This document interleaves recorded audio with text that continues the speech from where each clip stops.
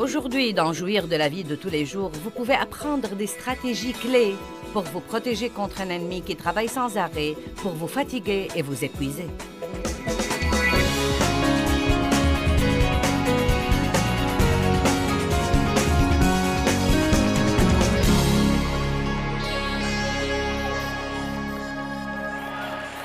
Satan est contre tout ce qui est pour la justice, la paix, la joie, l'amour, la générosité, la compassion, la bonté. Il s'oppose avec véhémence à nos progrès dans tous ces domaines et à toutes sortes d'avancements spirituels que nous réalisons et à nos progrès. L'ennemi a dissuadé je ne sais combien de personnes de venir à cette réunion, bien qu'elles eussent l'intention de venir. Et que je vous dise, soyez assez sages pour faire attention au sujet ce week-end. Et pour prendre la décision maintenant, diable, j'irai à chacune de ces réunions si je dois marcher, si je dois prendre un taxi, si je dois ramper. Je me fiche pas mal si tous mes amis décommandent et ne viennent pas, moi j'y vais. Car si vous pensez qu'il vous sortira le tapis rouge, croyez-moi, vous vous trompez. Ce matin, en essayant de mettre mon verre de contact dans mon œil droit, j'ai dû en fait l'enlever et le remettre 6 fois. Je lui ai dit, allez, épuise-toi, diable, fais ce que tu veux, car je m'attends à ce que tu m'exaspères ce week-end.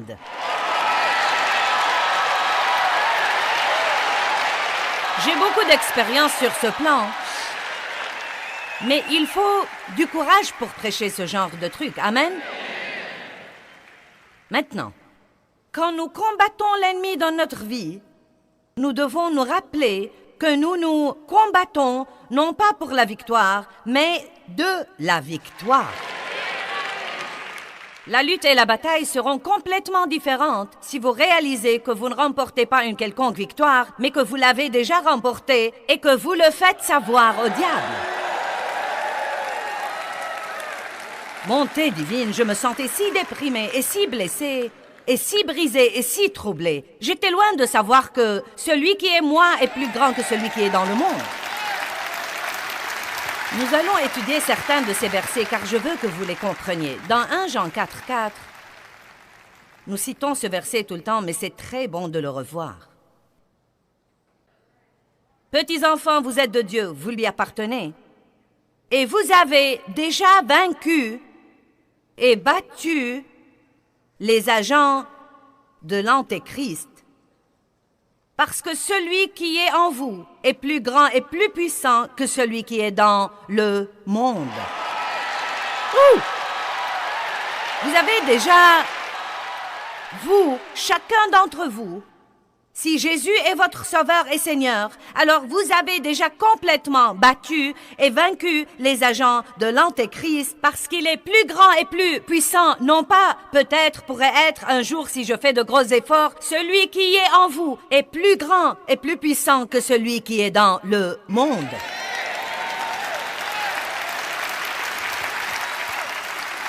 Si c'est vrai, pourquoi donc ai-je tous ces problèmes? Ne me comprenez pas mal, je sais que nos problèmes peuvent être douloureux. Mais ne focalisez pas tellement sur vos problèmes. Voilà ce que vous devez faire. Votre problème est loin d'être aussi important que votre comportement pendant que vous l'affrontez. Quelqu'un m'entend dans cette salle? J'ai dit que votre problème est loin d'être aussi important que votre comportement pendant que vous l'affrontez. Parce que Dieu nous a donné la puissance de traverser les périodes difficiles tout en gardant notre piété. C'est pourquoi je dis aux gens, même quand vous avez des ennuis, continuez à donner, à bénir et à faire quelque chose pour quelqu'un d'autre. Vous savez pourquoi? L'amour est une guerre spirituelle. C'est le niveau le plus élevé de la guerre spirituelle. Quand vous avez l'impression que quelqu'un vous a arraché vos entrailles, et tout en vous est saignant et meurtri, et que vous faites exprès quelque chose pour quelqu'un d'autre, non, mais croyez-moi, le diable va sûrement craquer. Romains chapitre 8, verset 37, nous connaissons bien ce verset. Nous sommes plus que vainqueurs par le Christ. Non pas nous serons, il se peut que nous soyons, nous sommes plus que vainqueurs. Quelqu'un qui est plus que vainqueur, c'est une femme mariée à un homme qui travaille et touche un salaire et le ramène à la maison et elle le dépense. C'est ce que veut dire être plus que conquérant. C'est ma blague ce soir. Vous feriez mieux de rire.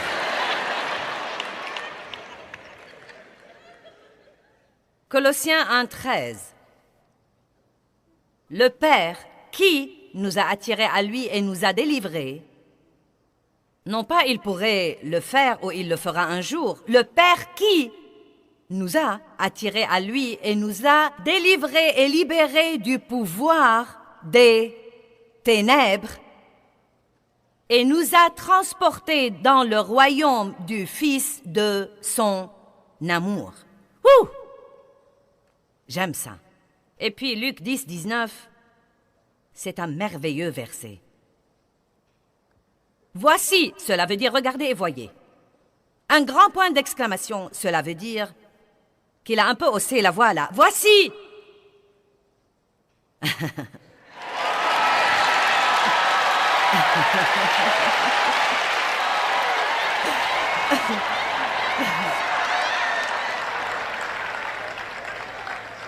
Comme un petit clin d'œil de Dieu. Je vous ai donné l'autorité et le pouvoir. Non pas peut-être que je donnerai un jour si vous êtes assez bon. Je vous ai donné l'autorité et le pouvoir de marcher sur les serpents et les scorpions. Et je vous ai donné la force et la capacité physique et mentale sur toute la puissance que possède l'ennemi. Et rien ne pourra en aucune façon vous nuire. Allez!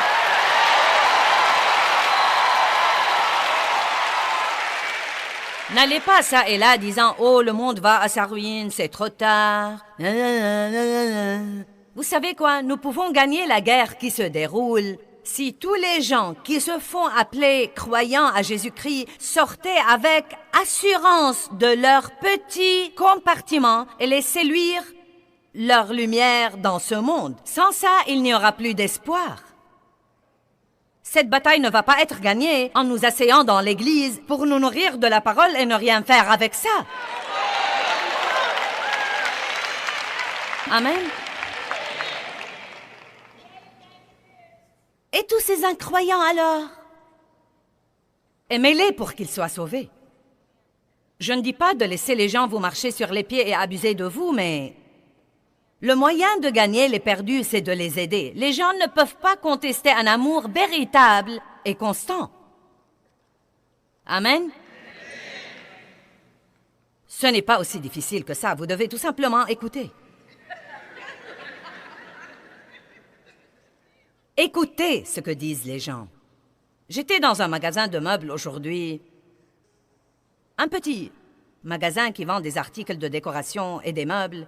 Et j'avais une tasse de café avec moi. Et le type a dit, il disait tout le temps, « Oh, ce café me rend fou. » Il a dit, « J'ai si envie d'une tasse de café que je peux à peine supporter. » Donc, vous savez, je pratique la marche dans l'amour. Je ne me lèverai pas pour vous l'enseigner sans le pratiquer. Donc, j'avais quelques personnes avec moi. Je leur ai dit, allez lui chercher une tasse de café. Donc, je lui ai dit, tu aimes le café, hein? Il a dit, oui, j'aime le café. Oh, ça sent si bon. Et je lui ai dit, eh bien, quel genre de café bois-tu? Il a dit, le café noir. Donc, je lui ai dit, quelqu'un va aller te chercher un café. Il a dit, tu n'es pas obligé. J'ai dit, je veux ça. Eh bien, plus tard, il a demandé à quelqu'un de nous ce que nous faisions ici et il a dit, j'habite tout près, je crois que j'irai là ce soir. Je ne sais pas s'il est là ou pas ce soir, mais vous savez quoi? Vous seriez surpris, car les autres s'ouvriront à vous si vous commencez à vous comporter comme vous dites que vous êtes. Amen. Je ne lui ai pas donné un regard religieux et un traité d'évangile, je lui ai donné une tasse de café.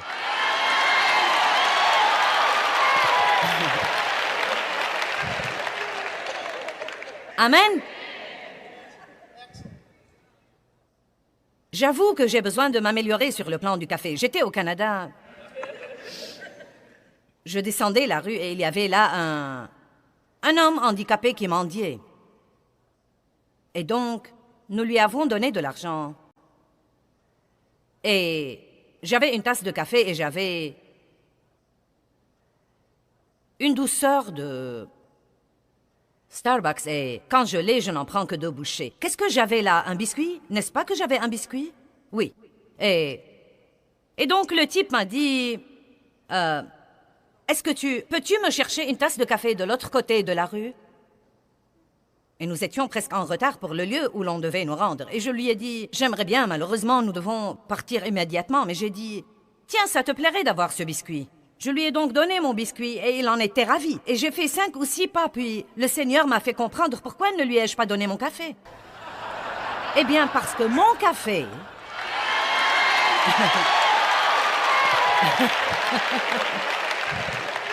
Non, mais c'est comme...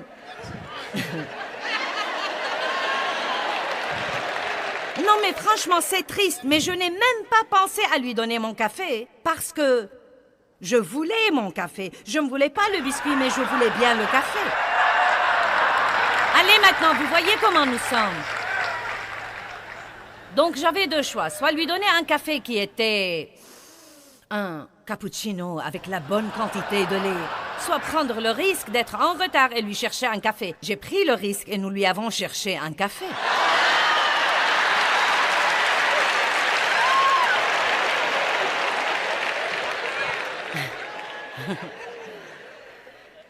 Non, mais vous savez, nous sommes tous comme ça. Nous sommes comme ça.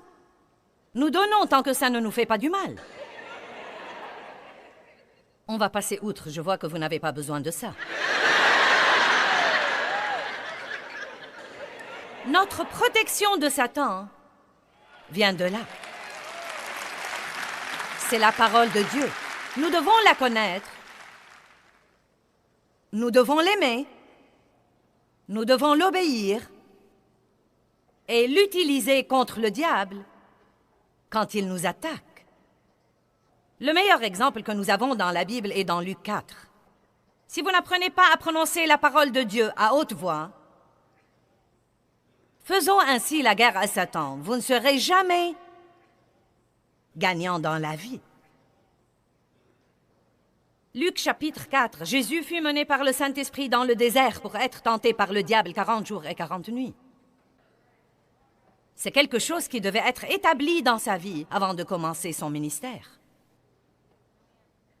C'est merveilleux de parler de la victoire, mais vous serez testés.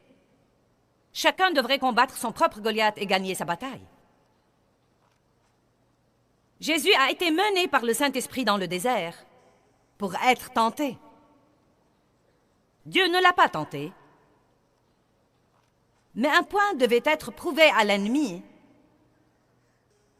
Et Jésus avait besoin de l'expérience de l'avoir vaincu. Nous devons comprendre ça. Donc, Luc chapitre 4, à partir du verset 3, je crois.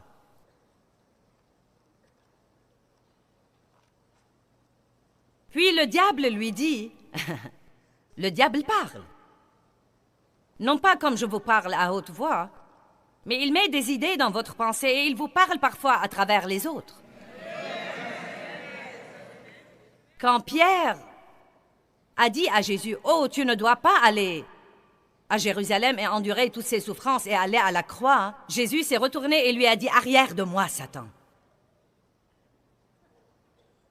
L'ennemi vous parlera parfois à travers les autres, parfois à travers des gens qui vous aiment et se soucient de vous et qui ne réalisent pas qu'ils sont sans le savoir utilisés par l'ennemi pour vous décourager, pour vous blesser, pour vous déprimer. C'est pourquoi, frères et sœurs, nous devons encourager les autres. Nous devons les édifier. Que ce soit normal pour vous ou pas, vous devez apprendre à dire toutes les bonnes choses que vous pouvez dire à tout le monde, aussi souvent que possible, parce qu'il y a beaucoup de voix qui démoralisent les gens, qui répriment les gens en ce moment, et nous devons les encourager et les édifier. Nous devons exalter les gens. Le Saint-Esprit encourage et console et édifie. Il est à nos côtés et il nous fortifie pour que nous puissions passer au niveau suivant. Nous devons encourager les autres. Si tu es fils de Dieu, transforme alors cette pierre en un pain. Remarquez que Satan a attaqué son identité. Eh bien, si tu es fils de Dieu, transforme cette pierre en un pain, car Jésus avait faim, il n'avait pas mangé depuis 40 jours. Tout de suite, Jésus lui répondit, il est écrit. Comme c'est puissant. Il est écrit, l'homme ne vivra pas de pain seulement, mais de toute parole qui provient de la bouche de Dieu. Puis Satan lui montra toutes les choses du monde. Le menant sur une haute montagne, il lui montra tous les royaumes de la terre habités en un instant, en un clin d'œil. Et Satan lui dit, « Je te donnerai tout ce pouvoir, toute cette autorité, et toute leur gloire, leur splendeur, leur excellence, leur dignité et leur beauté. Croyez-vous que Satan ne vous offrira pas des jouets et des babioles? Il vous offrira un poste important au travail si vous transigez un peu sur votre intégrité. Il offrira à cette jeune fille un film de cinéma si elle se déshabille et pose pour un magazine. Allez maintenant. Je te donnerai tout ça si tu te prosternes juste une fois devant moi. Je déteste le mensonge, juste une fois. Juste une fois. Juste 7 fois. Combien de fois est-ce que l'ennemi trompe les gens? Juste 7 fois. Plus jamais, mais juste 7 fois. Et Jésus lui dit, « Il est écrit, tu adoreras le Seigneur, ton Dieu, et tu le serviras, lui seul. Je ne m'inclinerai pas devant toi, pas une fois, pas 2 fois, pas une demi-fois. Je me prosternerai devant Dieu. » Et puis une 3e fois, Satan lui a dit, « Eh bien maintenant, si tu es fils de Dieu, pourquoi ne te jettes-tu d'ici en bas, car Dieu a dit, maintenant le diable commence à lui citer des versets. Satan ne peut-il pas prendre les versets hors contexte et les utiliser dans votre vie? Vous devez croire qu'il peut. C'est pourquoi vous devez être un peu prudent à l'égard de ces trucs. J'ai besoin de t'écouter, Dieu. Wow!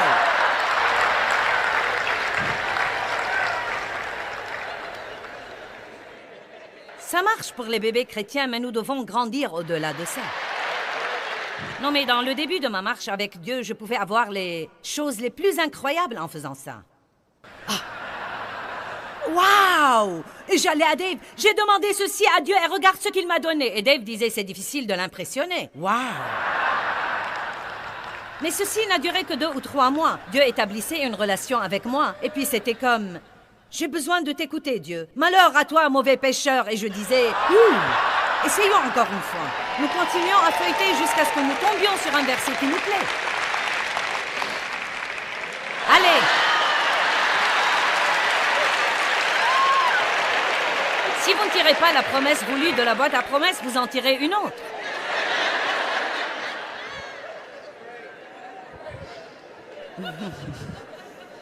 Soyez bien informés pour que, lorsque Satan les cite inexactement dans une situation qui n'a rien à voir là-dedans, vous le preniez sur le fait. Satan a dit à Jésus, « Eh bien, si tu es fils de Dieu, allez, fais quelque chose. Fais tes preuves. Vous ne serez pas libre jusqu'à ce que vous sachiez que vous n'êtes pas obligé d'impressionner quelqu'un ou de prouver quoi que ce soit à quelqu'un. Vous ressentez une telle liberté quand vous n'essayez pas d'impressionner les autres. Amen?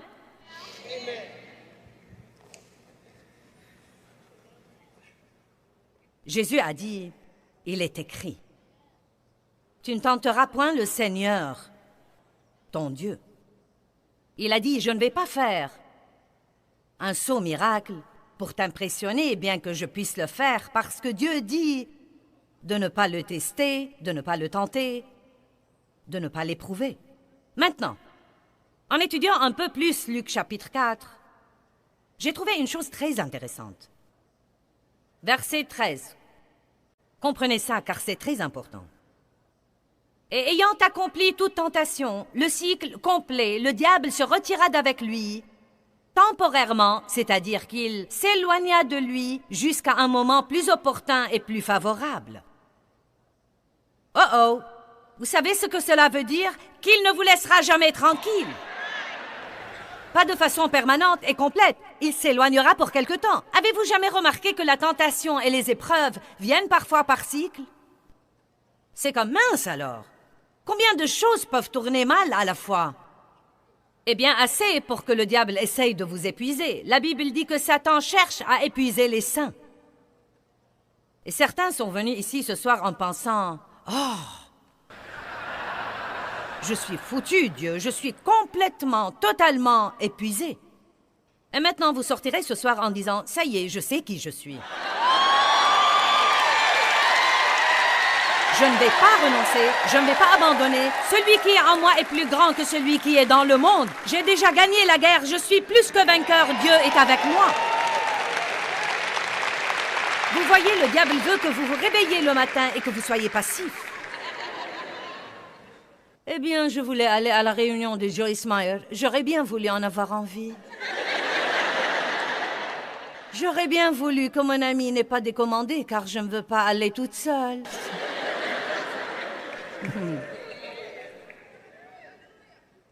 J'aurais voulu avoir un peu de victoire.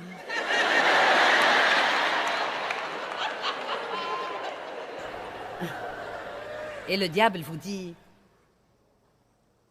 vous êtes des paresseux, des passifs, des tièdes. Nous n'avons pas besoin de souhait, mais de volonté. Nous devons nous lever et savoir qui nous sommes en Christ. Amen.